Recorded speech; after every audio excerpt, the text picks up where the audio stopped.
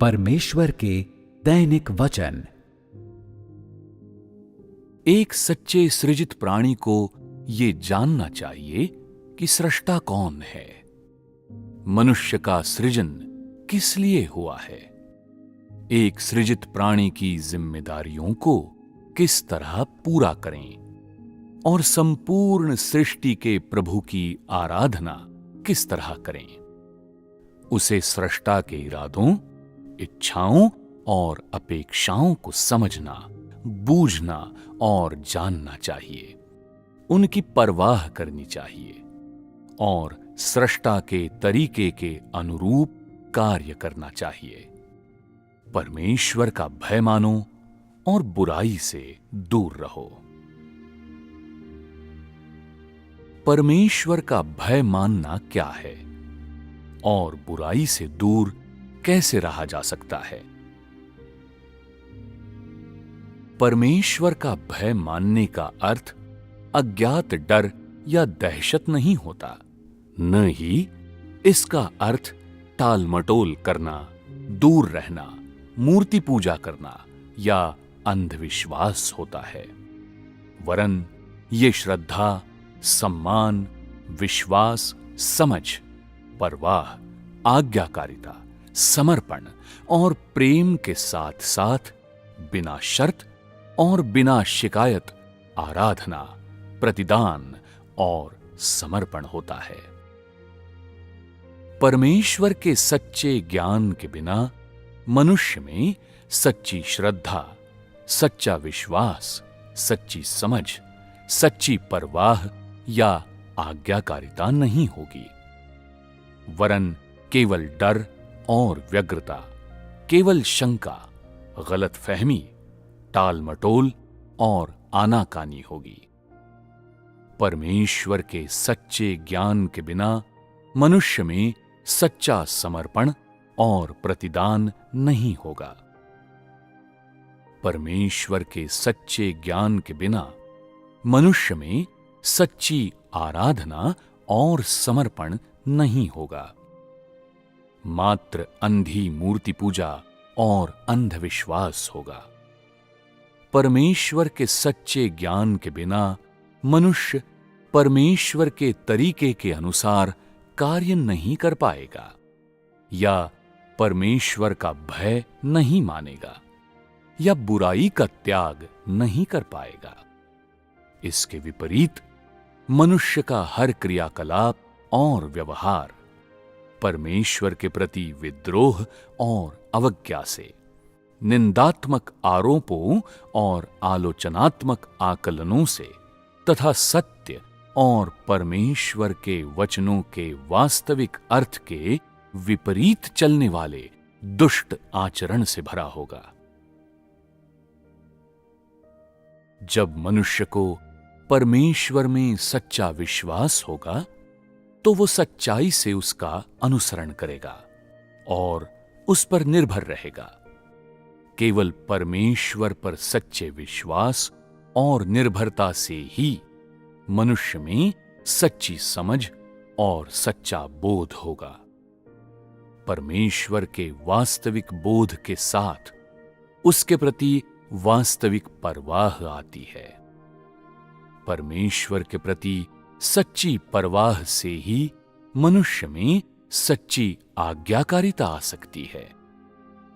परमेश्वर के प्रति सच्ची आज्ञाकारिता से ही मनुष्य में सच्चा समर्पण आ सकता है।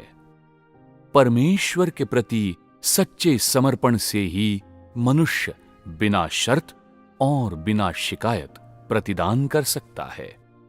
सच्चे विश्वास और निर्भरता, सच्ची समझ और परवाह, सच्ची आज्ञाकारिता, सच्चे समर्पण और प्रतिदान से ही मनुष्य परमेश्वर के स्वभाव और सार को जान सकता है, सृष्टा की पहचान को जान सकता है। सृष्टा को वास्तव में जान लेने के बाद ही मनुष्य अपने भीतर सच्ची आराधना और समर्पण जागृत कर सकता है। सृष्टा के प्रति सच्ची आराधना और समर्पण होने के बाद ही वो वास्तव में बुरे मार्गों का त्याग कर पाएगा, अर्थात बुराई से दूर रह पाएगा। इससे परमेश्वर का भय मानने और बुराई से दूर रहने की संपूर्ण प्रक्रिया बनती है, और यही परमेश्वर का भय मानने और बुराई से दूर रहने का मूल तत्व भी है। यही वो मार्ग है जिसे परमेश्वर का भय मानने और बुराई से दूर रहने के लिए पार करना आवश्यक है।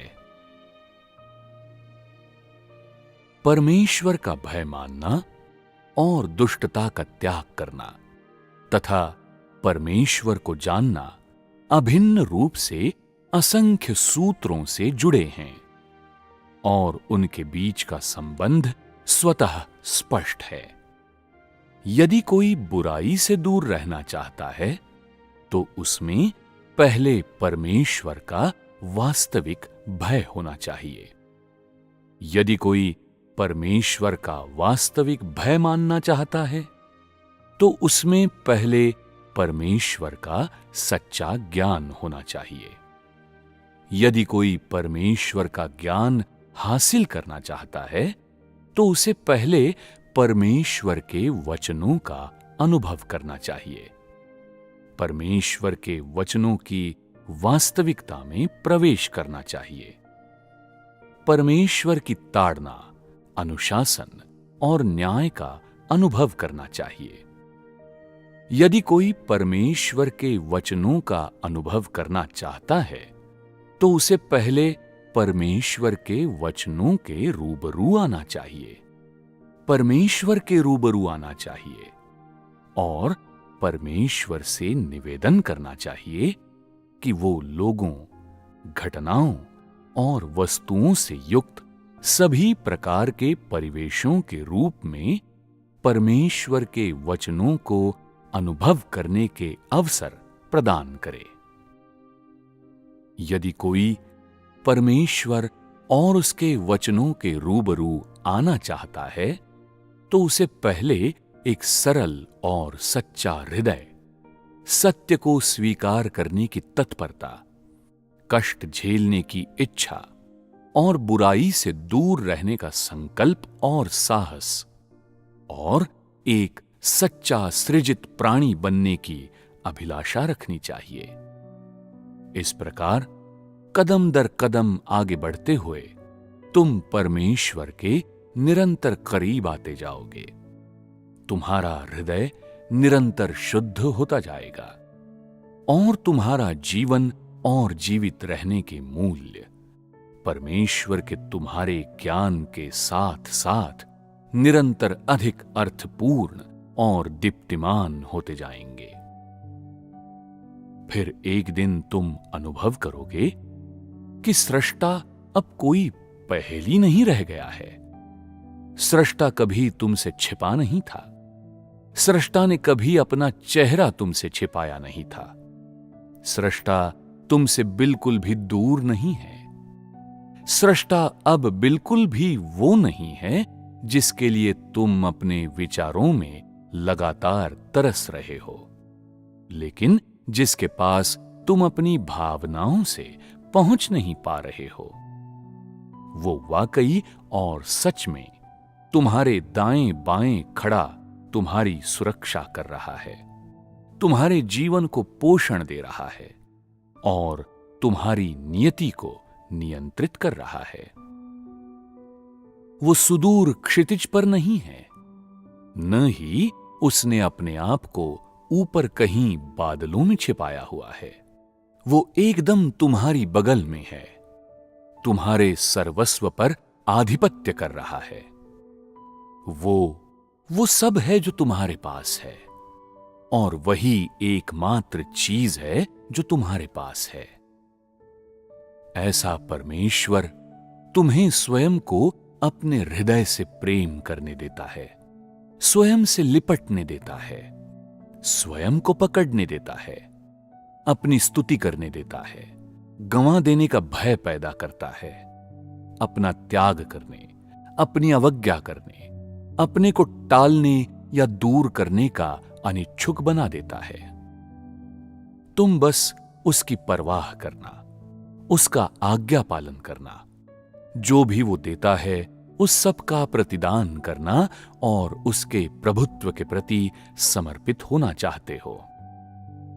तुम अब उसके द्वारा मार्गदर्शन किए जाने, पोषण दिए जाने, निगरानी किए जाने, उसके द्वारा देखभाल किए जाने से इनकार नहीं करते और न ही उसकी आज्ञा और आदेश का पालन करने से इनकार करते हो। तुम सिर्फ उसका अनुसरण करना चाहते हो, उसके साथ चलना चाहते हो, उसे अपना एकमात्र जीवन स्वीकार करना चाहते हो, उसे अपना एकमात्र प्रभु, अपना एकमात्र परमेश्वर स्वीकार करना चाहते हो।